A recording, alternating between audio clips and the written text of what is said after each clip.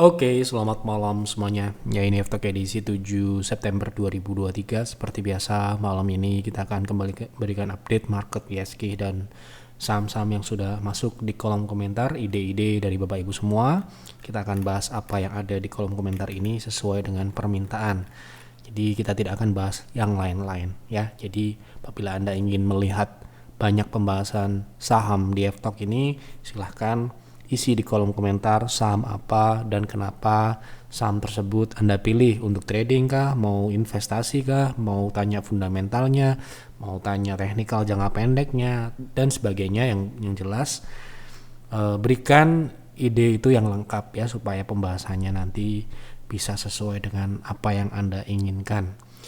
Baik, untuk menyingkat waktu kita langsung mulai saja agar durasi tidak terlalu panjang. Silahkan apabila Anda belum subscribe channel ini, silahkan subscribe, dan yang sudah merasakan manfaat dari Aftok, silahkan dukung kami dengan klik like. Kita mulai dari ISG. Hari ini ISG turun cukup, ya bisa dikatakan cukup lumayan turunnya ya, 0,5%, hampir 1%. Tadi sempat turun ke 6930. Namun sementara ini kita anggap ini adalah sebuah retest dari resist tepat di 6950. Ini adalah resist yang sudah berbulan-bulan dipertahankan sebagai resist konsolidasi, dan penurunan hari ini menurut kami adalah hal yang wajar terjadi, merupakan retest ya, merupakan retest untuk naik lebih tinggi. Tentunya kita harapkan ISG bisa naik lebih tinggi.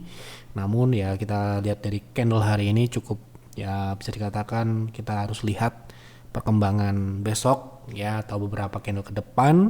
Apabila bertahan di atas 6950 ini masih memberikan harapan ISG bisa naik di atas 7000 lagi dan terkonfirmasi bullish setidak-tidaknya sampai dengan awal bulan tahun depan gitu ya.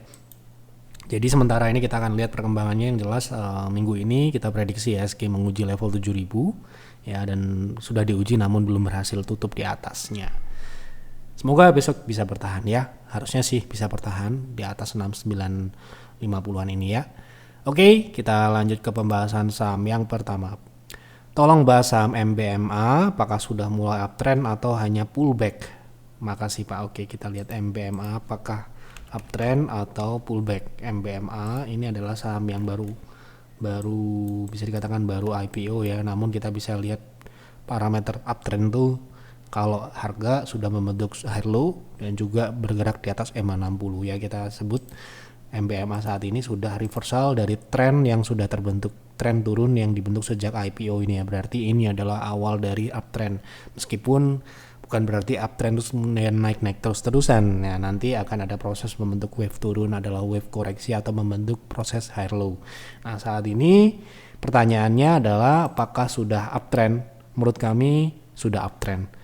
Pullback itu kalau kenaikannya misalkan di Agustus tanggal 23 ini masih disebut pullback karena belum mematahkan tren turun. Nah sekarang ini kita sebut uptrendnya ini sudah dimulai karena tren turun yang dibentuk sudah dipatahkan, seperti itu.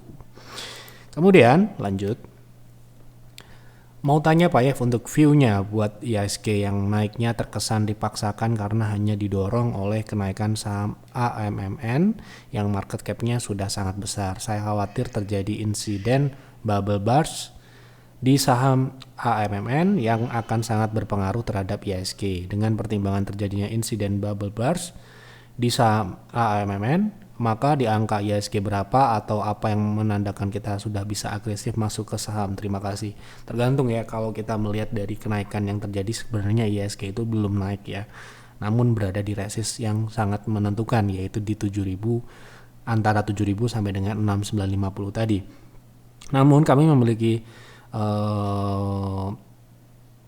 perkiraan ya yang sudah kami sampaikan di stock call, dan kita memprediksi stok ISG turun itu juga kita sudah sampaikan dan sudah terprediksi dengan hampir akurat dengan 100% ya.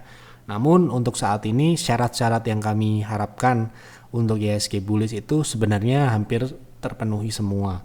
Tinggal tutup di atas 7000 menurut kami ya. Secara umum ya, tentu saja trading di saat market bullish pun juga tidak sembarangan juga. Bukan berarti kita beli dengan agresif dalam tanda kutip. Kita tentunya akan mengkalkulasi memitigasi saham-saham atau sektor mana yang sekiranya akan berpotensi mengalami kenaikan bersamaan dengan kenaikan indeks, yang tentunya kenaikan IHSG kan didukung oleh kenaikan-kenaikan saham-saham penentu ya, saham big caps. Ya kalau kenaikan hari ini misalkan disebabkan oleh satu saham, sebuah saham, kemudian nanti turunnya, menurut saya akan ada penyeimbangnya. Tentu saja ada saham yang naik dan ada saham yang turun. Tidak mungkin semua saham itu naik dan tidak mungkin saham itu turun. Ya pasti akan ada naik dan turunnya. Dan ya tadi seperti yang kami sampaikan, syaratnya adalah naik di atas 7.000. Secara psikologis harusnya itu akan menyebabkan atau membuat secara sistematis kepercayaan dirian market dalam tanda kutip itu akan kembali ketika pada era bullish. Nah, jadi sekarang ini kan masih dalam transisi.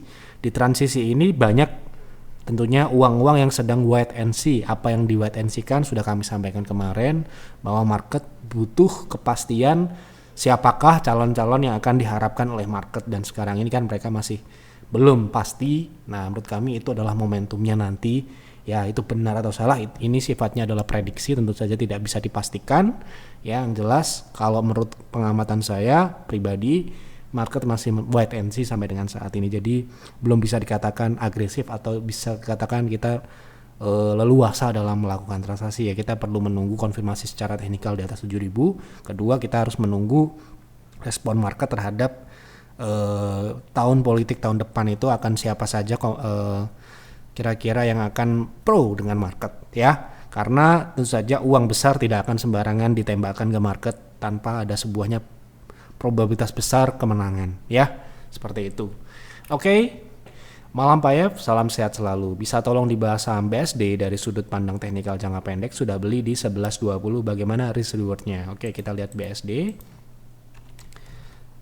Salah satu saham yang turun cukup bagus ya menurut kami, karena penurunan ini bisa dikatakan masih berada di area konsolidasi ya. Ini adalah area konsolidasi BSDE. Jadi BSD ini uptrend tetapi dia sedang koreksi di konsolidasinya ini. Jadi konsolidasi itu ada konsolidasi mendatar, konsolidasi turun. Ya itu konsolidasinya ini konsolidasi mendatar menurut kami ya. Di sini sudah jelas ada support di 1050 yang merupakan support yang sudah dibentuk di saat BSD ini konsolidasi juga di fase sebelumnya, di mana ini belum uptrend. Nah kalau kita lihat dari pembentukan rounding ini ya, tentu saja ini adalah sebuah proses ya, proses di mana ketika dia turun pun membentuk rounding juga, dan rounding ini cukup sehat. Kalau saya lihat dari penurunan sampai dengan saat ini, dia masih berada di area konsolidasinya. Namun kalau kita bicara risk reward di modal 11.20 untuk jangka pendek, tentu saja ini kalau baru beli mungkin ini sangat bagus, tapi kalau sudah beli di 11.20 dan tujuannya untuk trading, Anda trading di saham yang sedang konsolidasi ya, itu harus diingat dalam jangka pendek. Tentu saja risknya yang Anda sudah sekarang ini terima adalah sekitar 6,5%. Itu saja itu risk yang kurang menarik ya untuk kami kalau di private trading room. Jangankan 6% ya, 5% aja nggak boleh. Sekarang ini kalau Anda lihat di kinerja kami di PTR, akan Anda banyak temui 0% ya. Kita lebih banyak yang merah daripada kita menerima loss yang bisa dikatakan maksimal ya 5%. Nah ini 6%, artinya risk yang Anda sudah sekarang ini terima adalah 6%-an. Ini menurut kami tidak menarik, risk yang lebih besar dari 5%. Ya, bagusnya baru beli di harga saat-saat ini ya, atau mendekati support ini, atau kalau kita bisa sebut tunggu konfirmasi ketika dia memang confirm support ini dipertahankan ya, atau rebound misalkan dia naik di 10.70 atau 10.80 baru ambil dengan proteksi super minimal ya, itu bisa di bawah 5% ya. Misalkan ada cut loss di 10.40 itu bisa di bawah 5%. Nah, artinya itu sangat menarik. Kenapa begitu? Karena upside-nya ini bisa di atas 10%. Kalau ke resist terdekatnya itu di 11.90 itu 10,2, atau ke resist konsolidasi tertingginya itu di 12.35 itu 14%. Seperti itu. Jadi kalau buat risk reward ya di modal Anda mungkin sudah sangat tinggi, sehingga kalau ini sampai tembus ke bawah kan bisa turun ke harga yang lebih rendah lagi atau ke support selanjutnya di level 1000 gitu ya. Itu akan menjadi lebih berat lagi. Sehingga kami sarankan kalau Anda mau beli, Anda member, konsultasikan dulu supaya Anda tidak ketinggian belinya gitu ya. Supaya lossnya bisa seminimal mungkin. Cut loss itu pasti akan dialami dan tidak mungkin tidak. Tapi kita harus memanage itu, risiko harus di-manage. Kalau risikonya bisa di-manage, ya itu kemungkinan besar portfolio Anda kinerjanya akan tumbuh secara konsisten.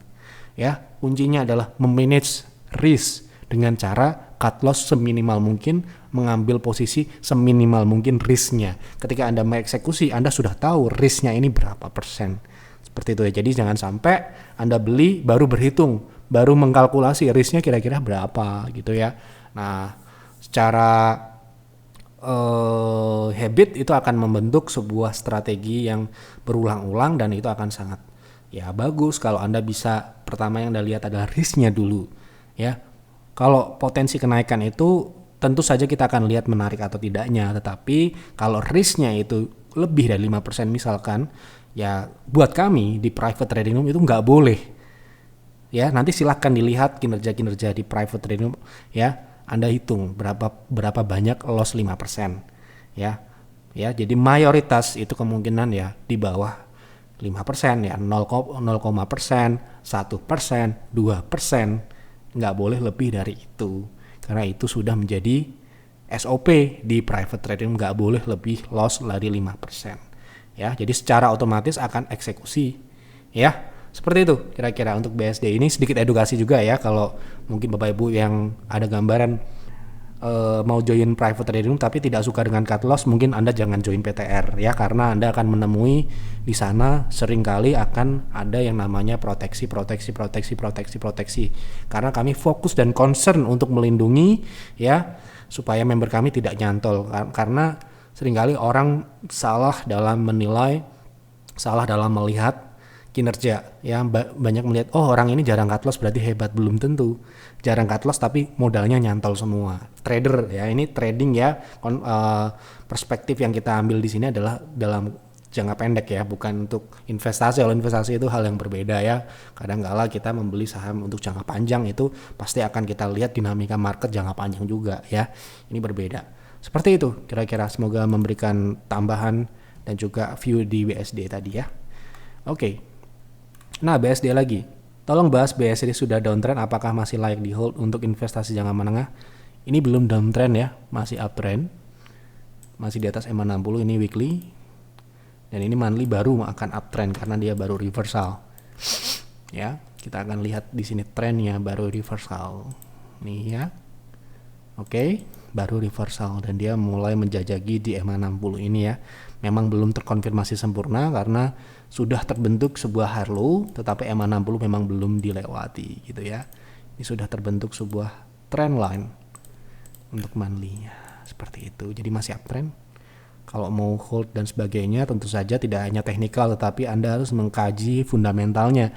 Hold atau tidak. Jangan sampai Anda hanya melihat teknikalnya saja. Teknikalnya turun, fundamentalnya nggak kenapa-napa. Nah, justru itu saatnya beli sebanyak-banyaknya sampai dengan batas optimal, maksimal alokasinya. Misalkan Anda mengalokasikan sebuah saham itu katakanlah 20% atau maksimalnya, ya misalkan Anda sekarang punya katakanlah punya 5 atau 10, ya ini saatnya menambah posisi. Berbeda dengan trading tadi ya, berbeda. Ini pertanyaan Pak Martinus tadi kan trading jangka pendek. Nah, pertanyaan selanjutnya ini investasi jangka menengah. Jadi kita berikan jawaban. Perbedaan antara trading dan investasi itu di situ. Ya, makanya orang investor join PTR pasti tidak akan cocok dan tidak akan bisa menemukan kenyamanan ya.